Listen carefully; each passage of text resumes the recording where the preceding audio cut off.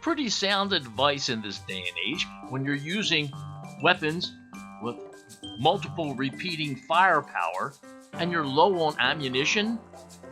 You'd want to let, say, 5 of the enemy get as close as possible, 20 feet, so you can see the color of their eyes, and then let them have it. Law of probability says you're going to be pretty successful. But let's take a look at when this expression was actually uttered. It's being credited to Colonel William Prescott, who probably uttered these immortal words when his butt was sitting on his horse up on Bunker Hill during the Revolutionary War. Far from trouble. But you have to remember, the firearm of choice during this time period was a single-shot flintlock long rifle. If I was to wait until 5 British soldiers were 20 feet away from me and then picked off one, by the time I got reloaded, they would overrun my position. If I was the British and the other 4 saw me fire, I'd be charging my own position. Period. Heck with that, I'm using the long rifle the way it was intended. Up to 200 yards to be accurate. I'm picking them off one at a time. I'll have plenty time to reload so that by the time the remainder of them get to my position, maybe I'd have a fighting chance in a one-on-one. This sage advice doesn't sound very practical in 1776.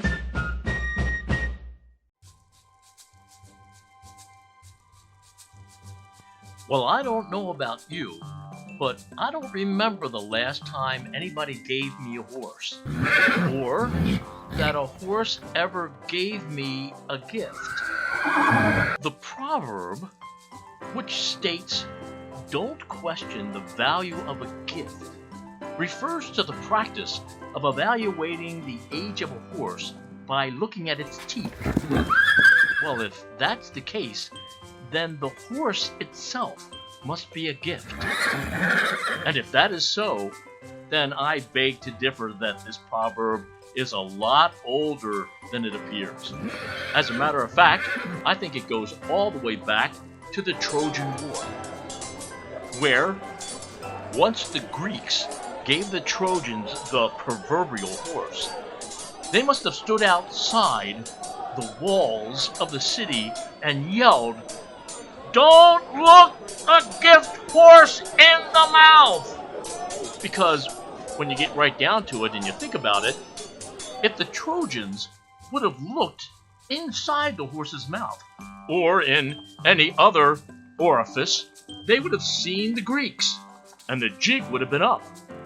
And then Homer would have had to have rewritten the whole Helen of Troy saga. Brad Pitt career would have been toast. And James Joyce would be completely off the high school summer reading list.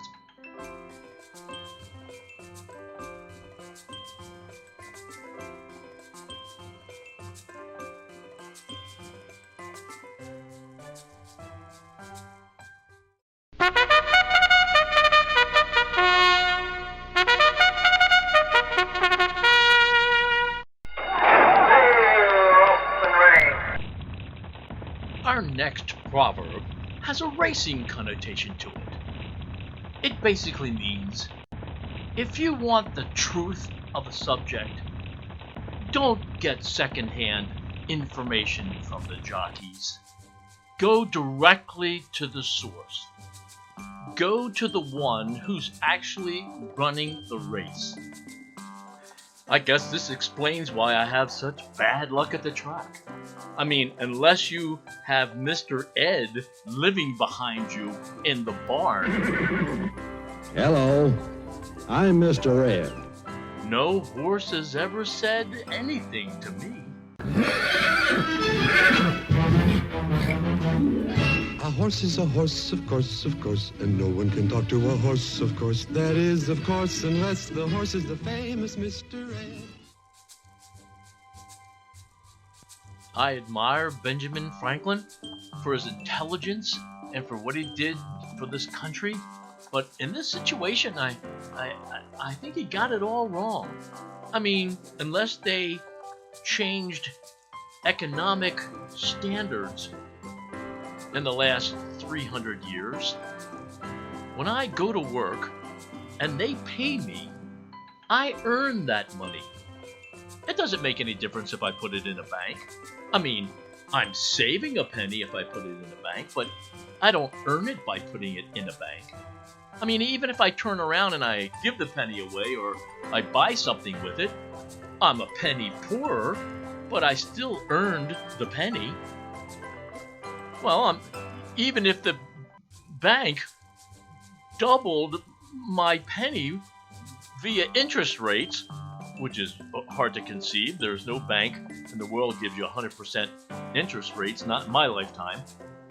But then I could say I earned the second penny, but I didn't earn the first penny. I mean, I don't understand where he says earn. I earned it by working for it. I mean, my hard work and sweat went into that, and I deserve the penny. That's mine.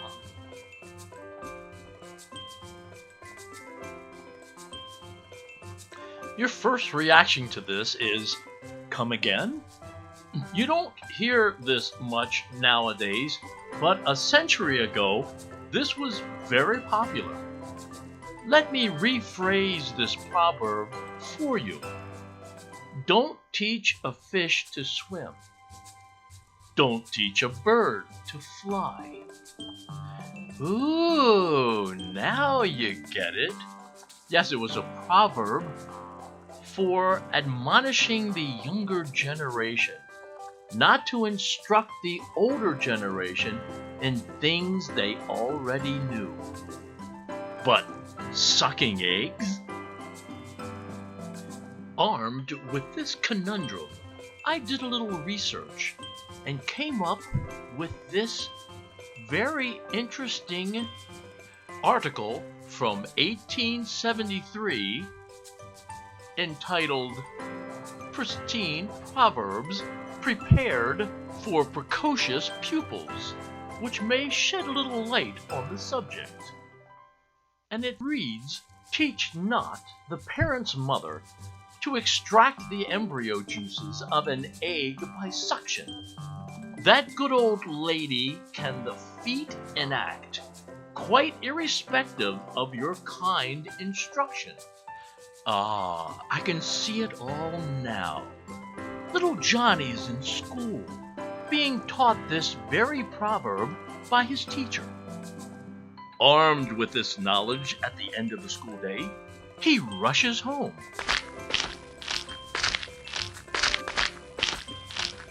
As he enters through the back kitchen door, his mother proclaims, "Johnny, what did you learn in school today?" Where he promptly responds, "They told me don't teach Grandma how to suck eggs."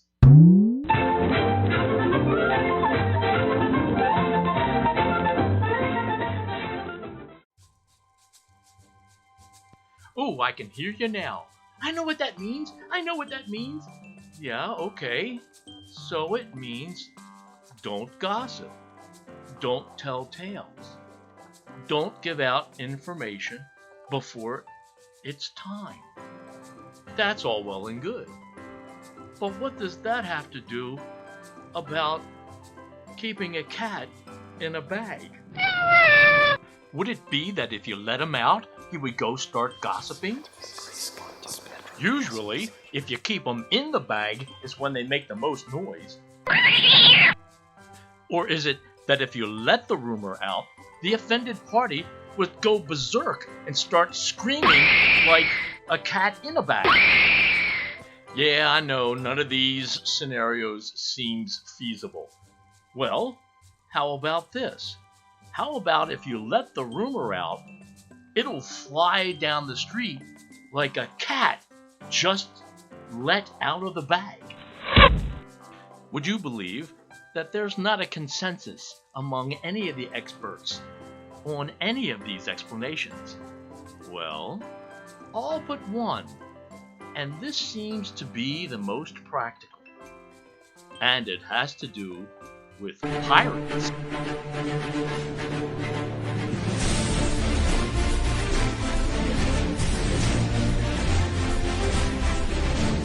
You've probably heard of a cat of nine tails.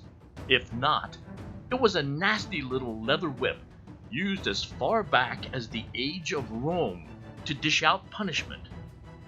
And the Romans had numerous modifications, such as adding barbed wire to the ends. This flogging tradition was carried on by naval captains through the centuries to discipline crews who got out of hand. The cat of nine tails was kept in a bag on board ship so that it wouldn't dry out, therefore not be as flexible. So, if you were the average sailor, you would be carefully minding your manners because you wouldn't want the cat to be let out of the bag on your behalf because of something you did or said. Yo ho, me hearties! Yo ho!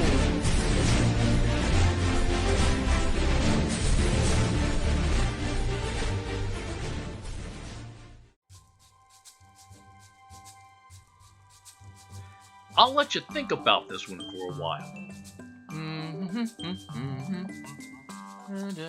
Okay, it's pretty straightforward, although it looks a little crazy.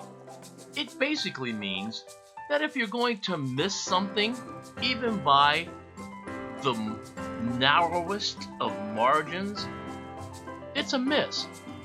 It's just as good as if it was a mile away. Yeah, tell that to this guy. I think he just wet his pants.